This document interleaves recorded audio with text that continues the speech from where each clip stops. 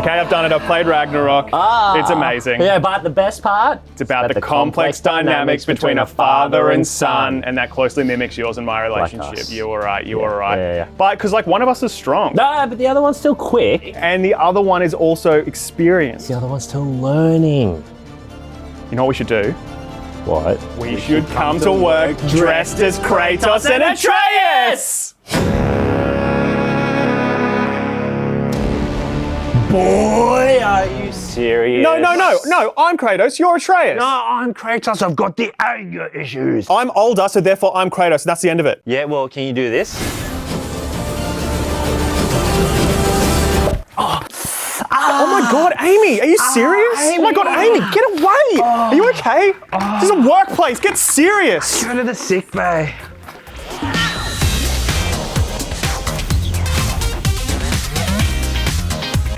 G'day and welcome to the Loot Drop. Today we're talking Game of the Year nominations and some barely news, but first, our big story. An Aussie composer has shone light on the problem with pre-orders.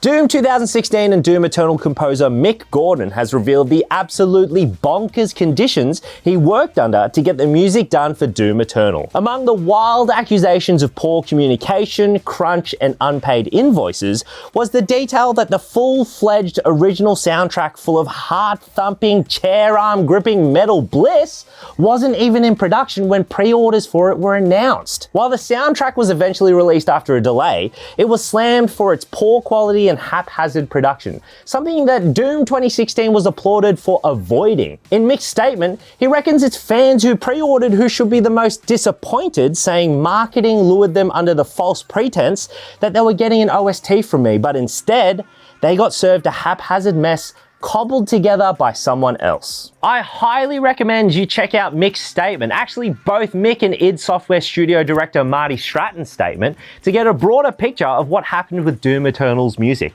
But what leapt out to me is what Mick said about marketing luring people under false pretenses. I feel like that's game pre-orders in a nutshell. To me, pre-ordering games these days it feels a bit silly. Years ago, you'd pre-order a game at your local video game store because really popular games would just sell out. You'd just have to wait for these discs to restock and you'd be left waiting. Remember waiting?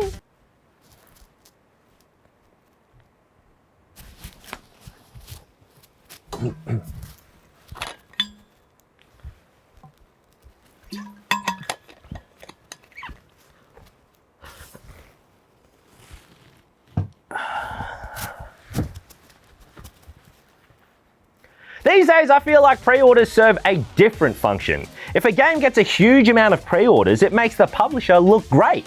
If I knew anything about stocks, I'd probably say something along the lines of a cash injection from pre-order revenue would raise the publisher's stock prices, but I don't. I don't know anything about that stuff. What I do know is that the overvaluing and focus on pre-ordering games can get predatory. Lots of games sweeten the pot for pre-orders with soundtracks or skins, or in the case of Alien Isolation, free DLC that was only free if you pre-ordered the full game. That feels manipulative. Those bonuses are purposefully designed to fill you with FOMO so that you can rationalize your pre-order purchase by saying, well, I better pay money now and go to all this free stuff instead of having to pay more money later or miss out. The other huge issue with pre-ordering is the fact that you're already spending money on something that few to zero people have played. What if it sucks? Maybe you could have saved a bit of money if you waited to see how the game actually is, but no, we can't waste time. Too many games to play. By the way, I don't mean that a product always has to be worth the money. Of course not. I make bad purchases all the time. I just don't like the idea of driving developers and publishers to make games that will pre-sell really well. Then it just becomes all about how a game is marketed and not about how it plays. I'm trying to think of other products that have pre-order bonuses to the extent that video games do. Like, you can pre-order a book, but it doesn't come with like a fridge magnet and a special black light torch that reveals a secret chapter in the book. I think publishers know that pre-orders don't really secure your copy of the game, so that's why they bundle a pre-order with some harmless cosmetic DLC and offer these collector's edition bundles to entice you to pre-order, which again is fine. If you want all the trimmings and additions, then by all means pre-order. But I just wish there was a bit more transparency about the whole thing. What are the actual benefits of pre-ordering a game? Who gets the pre-order money for a game that isn't even finished yet? What do you think about pre-ordering games? Let me know in the comments.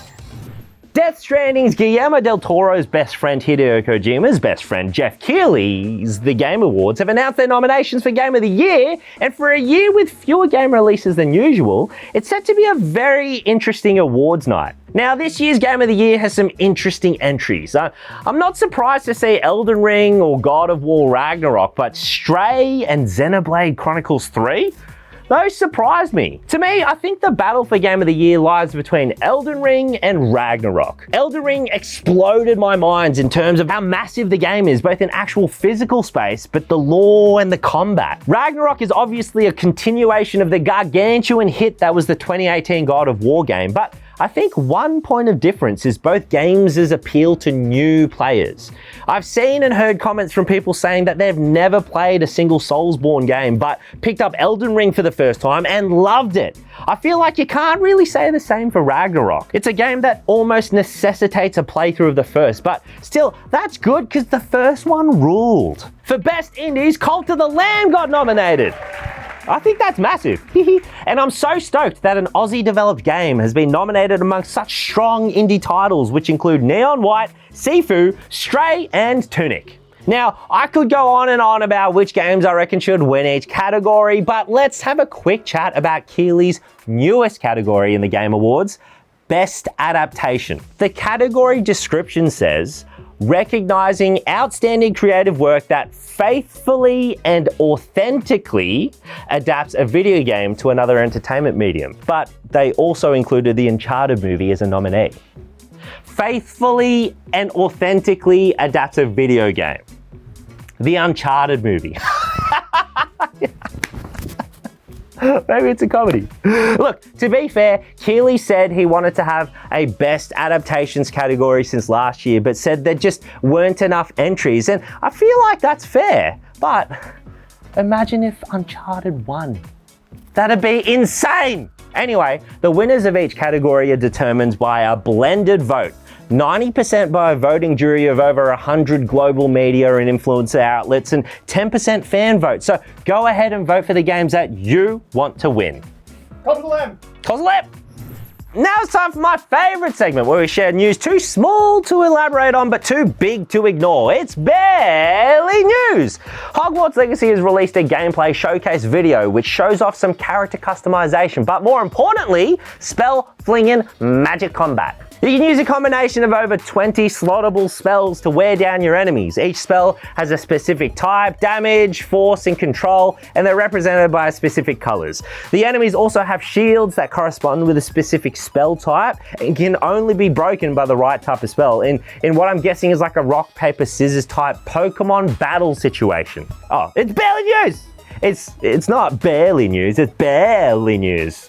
Swish and flick. Speaking of Pokemon, it took this 10-year-old 25 years, but he's finally done it. Ash is finally a Pokemon World Champion. Now, is it just me, or did Pokemon's animation get upgraded severely? I saw that last episode, and the show looks incredible. Anyway, here's to the very best that no one ever was.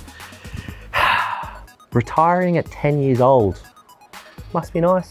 It's boiling news.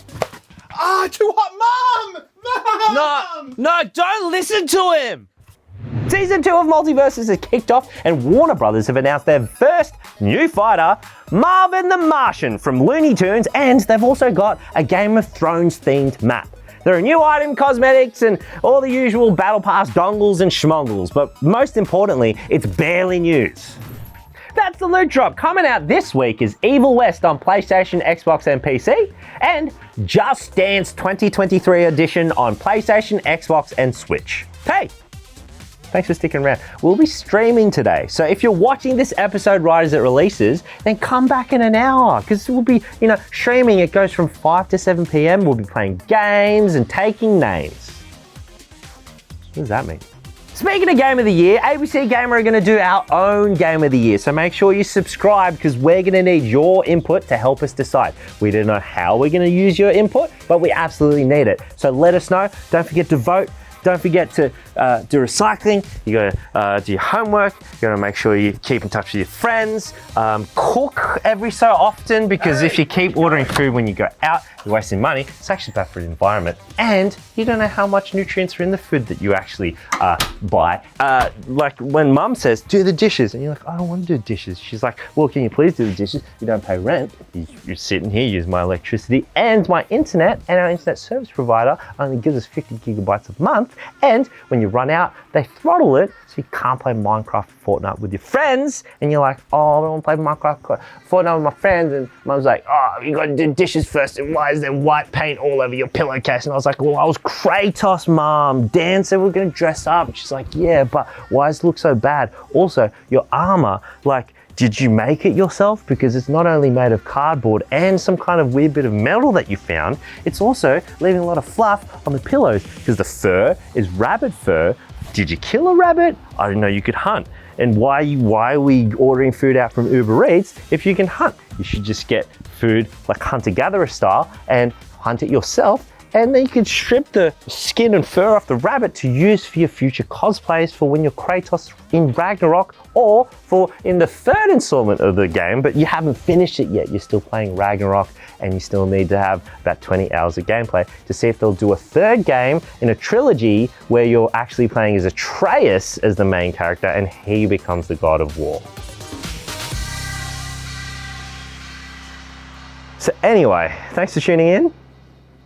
I'll see you next week.